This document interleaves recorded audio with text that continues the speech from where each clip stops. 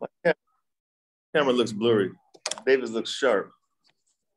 You're good, Desmond. You're good. Like UHF, he was like it's HD.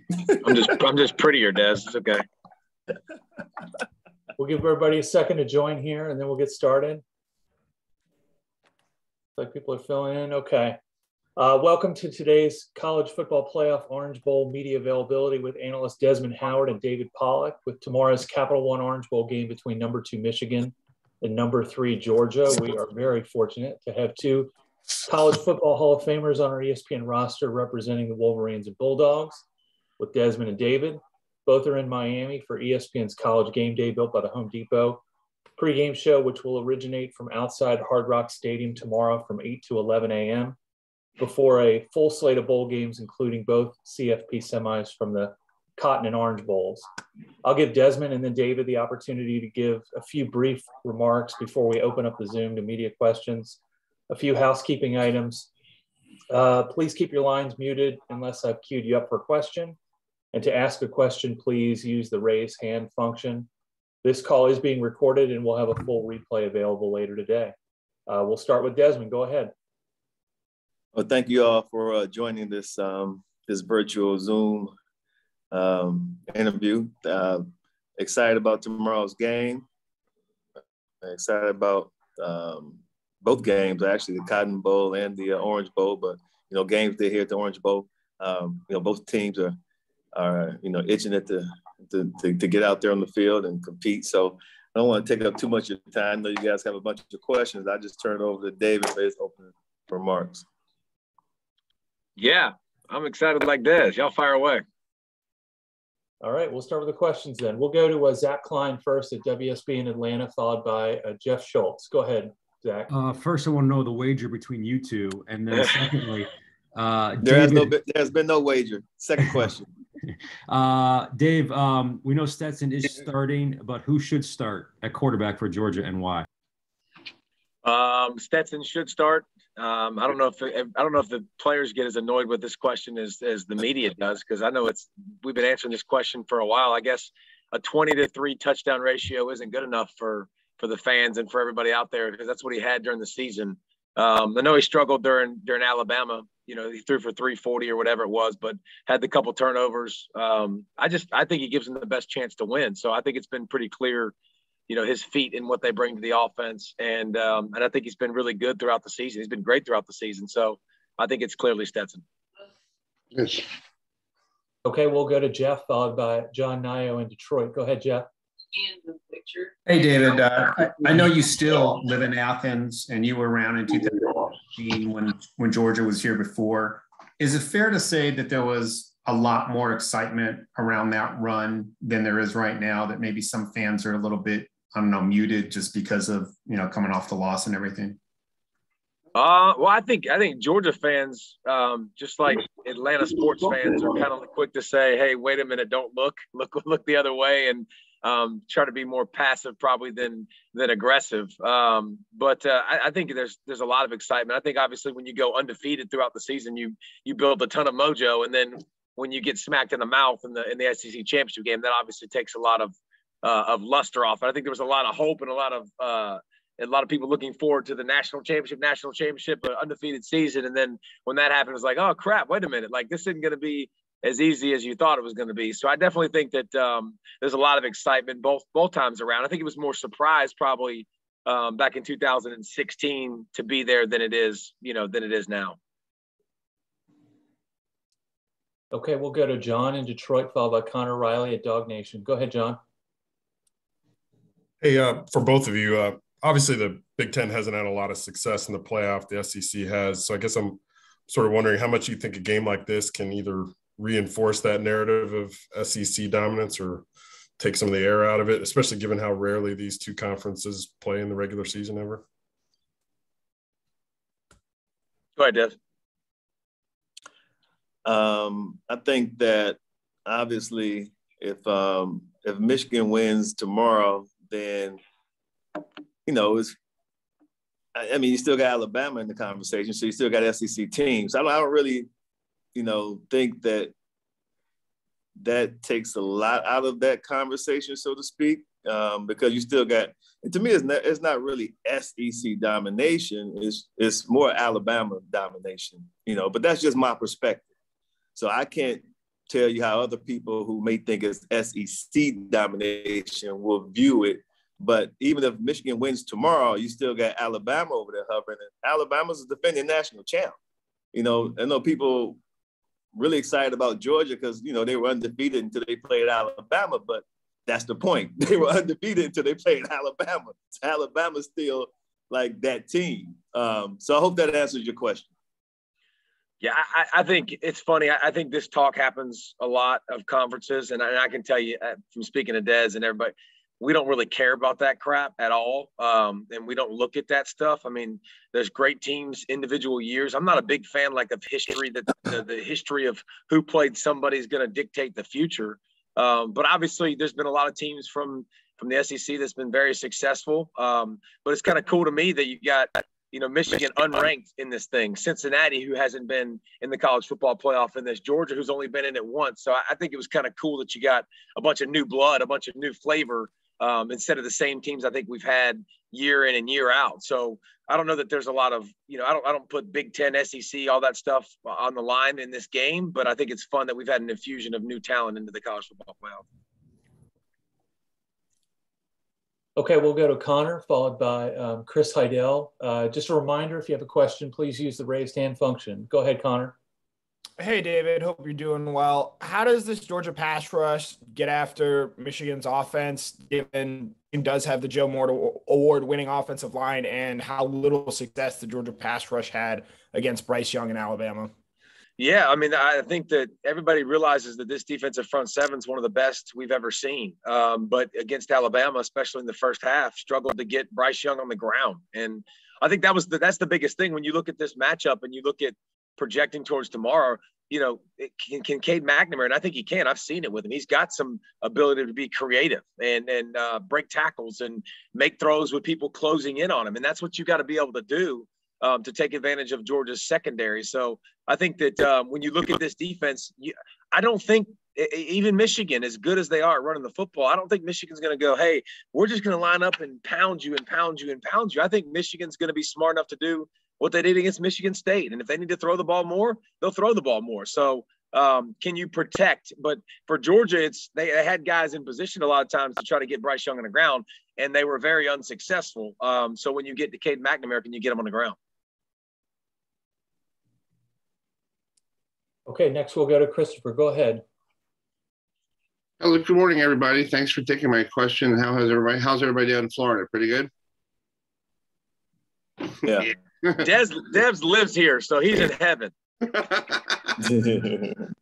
got a question for Desmond. Talk about Jim Harbaugh. I know I live in Baltimore. We have his brother John, playing, coaching for the Ravens. Do you see anything that his brother John's helping him out this year? Making him look better, or is John just realizing everything's getting better? He's finally finding a way to get Michigan back on what Michigan was. Well, the first part of that question I couldn't answer because I don't know what John's doing. I think that John is busy trying to get his Ravens back, back on point because, Lamar's been out. They got the shit kicked out of them last week by the Bengals, So I'm not sure he's worried about what's happening with the Wolverines, my friend. He has enough problems in Baltimore that he needs to address. Right. And I have a quick question for another follow-up question. You guys are friends on College Game Day, and you guys both went to Michigan and Georgia. Is there a friendly little bet going on that if one team wins tomorrow, you guys are going to go? I answered that question at the beginning of this. I don't know, maybe you came in late, but I told him as of right now, we do not have a wager.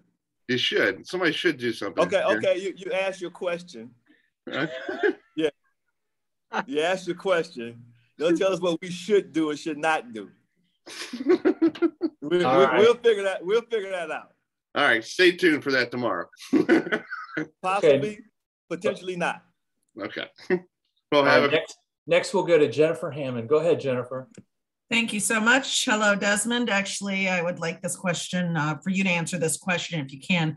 Can you give me a sense of, as an alum of the University of Michigan, just what it has meant to you, the pride that has seemingly been I mean, always there's been, Michigan pride, but just this season with the win over Ohio State and the way that this team has really re-entered kind of the national picture and the narrative. If you could speak to that and how proud it makes you as an alum. And at the same time, actually another question too, about just how good this Michigan team is and where you think it ranks kind of in the history of great Michigan teams. Well, I would take the last question first. And since this season isn't complete, I don't want to rank this team, because who knows? I mean, if they win tomorrow, they may win the whole thing. And so it's hard to rank them now when they're still, they're still playing. So I just don't think that's fair to this team. Obviously, they've done a tremendous job. The turnaround from a year ago to this year has been completely remarkable. We're talking about a team that was maybe picked to finish fourth in their division, was not even ranked before the season began. And here they are right now with an opportunity tomorrow night to play against one of the best teams, the consensus #1 team in the country until a few weeks ago, the Georgia Bulldogs. And if they're able to somehow find a way to win that game, then they will find themselves in Indy once again, but this time playing for the national championship. So that's just a remarkable turnaround. The pride for me, it really comes in being happy for these kids, like my legacy is my legacy. So I don't, have any issues with what takes place on the field from a personal standpoint. But I always want these guys to be successful. You want guys to have successful careers. You want them to have happy experiences at your university, at your alma mater. And so for these guys to be able to hang in there, because it's been some rough times, some rough years for them. And, they've been just beaten to death in the media. And they've watched their head coach, Jim Harbaugh, just dragged over the coals. And for them to, some people transferred, but it's probably good some people got into the transfer portal and got the hell out of there. But for those that stayed and hung in there, it says those who stay will be champions. And for them to stay and hang in there and fight with Harbaugh, and now they see themselves at this point, I'm so happy for them that they're having this experience. I think they deserve it. I think the coaching staff, especially the new coaches who came in here under such, tough circumstances, really tough circumstances, those guys, chose to join the staff, but they did, and now they're being rewarded. So to me, I'm just happy to see that these guys are experiencing this level of success. And I'm very, very, very proud of the AD, Ward Manuel, for making the moves that he made. Because this time last year, everybody and their mama told Ward he needs to fire Jim Harbaugh. And had he listened to all the outside noise, he would have pulled the trigger. And at this day and age, when so many ADs are really quick to pull the trigger and get rid of their head coach, Ward Manuel did not do it. They went to the table, restructured the contract. They got rid of Don Brown. They brought in some new coaches. And, I have to give credit and kudos to the AD, Ward Manuel, for making the moves that he made to put the program where it's at today. So I'm just happy for Ward, as an AD, making a tough decision, but sticking by it, and happy for the coaching staff, those who joined, and then the players, man. You have to be happy for these players, for them to go through what they've been going through and to be at this place, and playing the game tomorrow. Thank you so much. Okay, we'll go to Chip Towers next, followed by Derek Futterman. Go ahead, Chip. Yeah, for David, I consider you somewhat of an expert on pass rush. And if you, I don't know, and I did come in late, so don't rip me if you've already asked. He really is. But I'm pretty fascinated with Michigan's two edge rushers and all that. I mean, just you've seen Georgia play a lot. You've seen those two guys play. Can Georgia handle this? And just, can you kind of handicap them as edge rushers and edge players? We hear so much about Aiden Hutchinson, but Ajabo's pretty good too. I understand. Both first round draft picks, both just special and unique. When you look at Aiden Hutchinson, I mean, he's an animal. I mean, he's a big sucker too, by the way. This ain't no 6'2" defensive end. Like, he's every bit of 6'5", big, powerful, but's got a quick first step. You know, within their defense, what I like about Michigan's defense is they really allow them to, if they want to rush inside, so be it. Like, listen, I'll be the first to tell you, defensive ends, we don't get that a lot, okay? We have to stay outside contain. Those guys will come underneath and win. But Hutchinson, I think he'll be the number one pick in the draft type. He's that kind of good. And then Ajabo, I think, is a top 20 pick, just an elite first step. This kid's been playing football for 5 years. Like, he's not even scratching the surface of what he's going to be. 6'5", huge frame. I mean, super lightning quick, plays both of them play their tails off. That's what I love about them the most. They play hard. They're blurs across the screen. Like, they're chasing QBs. They're chasing the ball carrier wherever it goes. So if Georgia gets in predictable 3rd and long passing situations, they will not hold up against those guys. I mean, those guys are too good to put on an island and say, yeah, you know what, we're going to McClendon and Sawyer, go ahead and hold up on the outside against these guys. I think they'll lose those matchups. That's why I think Georgia has to run the football, have balance, not get in those situations. But those two dudes, you know, those two guys will be high draft picks. And the only other guy I think, you know, on Georgia's side of the ball, it's a pass rusher D lineman that'll be a high pick like that is Jalen Carter. I think in next year's draft, when he's a junior and he's draft eligible, you'll be talking about him as a top 10 pick in the draft in the coming year. Thanks. Okay, we'll go to Derek, followed by Shane McGowan. Go ahead, Derek. Hey guys, thanks for doing this from Barrett Sports Media. Just a question or two about the broadcast itself. So how have media broadcasts of college football, how have they changed since you both started on the air? Go ahead, Des.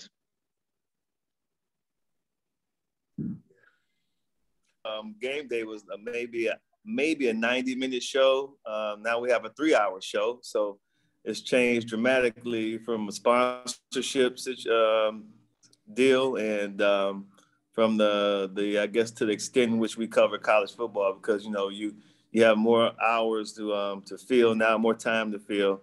So I don't know. That's such a broad question. I don't know if that's what you're looking for, but, you know, the hours of game day has really changed since I first joined it, and the sponsorship deals have gotten they've gotten huge. Well, I was brought in with the new hour change, like, so it was I kind of was a part of that change that Des was talking about. I'm obviously the newest. Well, no, Reese is the newest member of the staff, but. You know, I got brought in with Aaron Andrews when they did the ESPNU, the first hour on ESPNU, and we were trying to beg Des to get out there and do it with us, and beg Kirk to come out there and do it with us. We were trying to, hey, somebody come out there and help us. But I just think that I've watched it over the years since when I was in college and Des was doing the show, and you know, just I've watched it evolve and just grow bigger and bigger and bigger. And, you know, the celebrity guest pickers grow bigger and the audience and the following grow bigger and bigger. And, you know, to obviously to be a part of it's been really, really cool. But, you know, to go from no fans last year to having fans, you know, back again this year. So I think it's evolved and turned, and I think it will continue to, like, as long as everybody keeps getting older and we ain't getting any younger. So. And as a follow-up, so this year specifically, how has the situation with COVID-19 impacted the broadcasts, impacted protocols on set, how you guys broadcast, what changes have been brought by that? Did you say me? Either one of you. It's fine. Oh no, because it broke up. How did the protocols on set change? Well, before COVID, we would have fans come up and take pictures after the show was over, and not only sponsors, you know, we have sponsors too. We would have a tent that we would go sign autographs for our title sponsors and stuff like that. All that has pretty much been eliminated now because of COVID. So we don't have the fans who are coming up to the set now taking pictures or any of the sponsors. So that has really, you know, changed as far as some of the COVID protocols are concerned. Yeah, and no VIP backstage. Nobody's back there unless they're vaccinated. So a lot of that stuff has been changed. All right, thanks, guys. Thank you, Derek. All right, we'll move on. We'll go to Shane next, followed by Angelique. Go ahead, Shane. Hey, thank you, guys. First off, I just want to ask you guys real quick, what do you guys think about when it comes to this game, the discipline of both teams. I mean, they're going to be hyped, the adrenaline's flowing, everything like that. But do you see it being where one team may be a little undisciplined in some ways just because they're too anxious, and will they be able to get back on track? Being unbiased out of both of you guys, which team do you think might be that way? And if that's the case, can it hinder on what you're trying to accomplish out here by getting further in these games?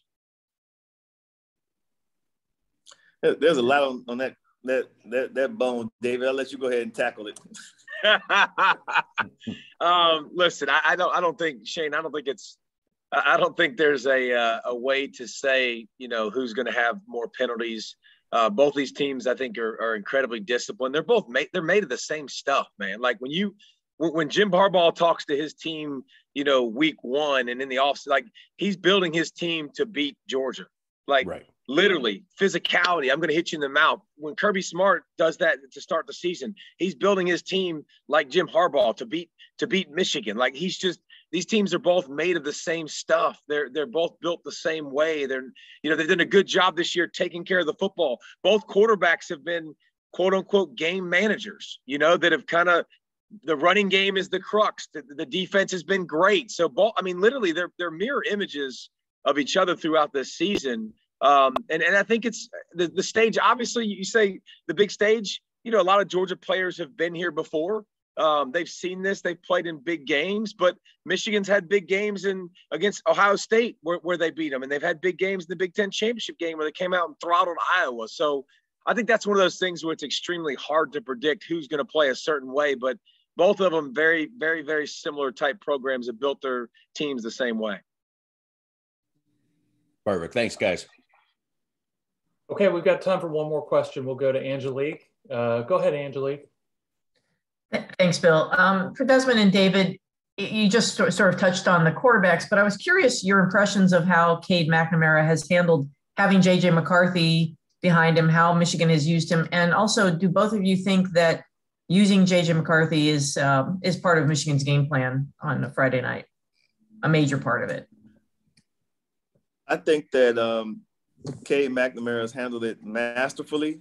I think he's had some help in dealing with that situation, because if you read, quotes from Cade, it's not an easy situation to deal with. I think that the coaches have handled it extremely well. I think that Cade has showed maturity, but I think also that having JJ behind him has helped push him and make him a better quarterback also. And I believe that he's bought into the mantra, the team. So he understands that, you have a kid with this type of talent, he has to see the field, and everyone knows this. Like, everyone sees him in practice, like, this guy can help us win games. And so he has to see the field, whether it's, a package here, a package there. And we're not talking about putting him in garbage time, doing some cleanup duty. No, when the game is still in the balance, he needs to be out there. And Josh Gaddis has done a tremendous job of inserting JJ into games, and he will continue to do that because he has that type of talent. You just can't sit it on the bench. So I think everyone understands, what they're trying to accomplish, and they've bought in, and I think that's why it has worked and been effective so far for Michigan, because I don't think that formula works at a lot of for a lot of teams. Perfectly said. All right. With that, I just want to thank David and Des for being a part of this call today. Thanks to the media for joining us. And just a reminder, we'll be sending out the replay later today. College Game Day will originate from Hard Rock Stadium tomorrow at 8 a.m. Have a great bowl season, everybody. Thanks again. Thank you. Thanks, guys, and Happy New Year. Happy New Year. Happy New Year. Thanks, guys. Dean, turn that computer off.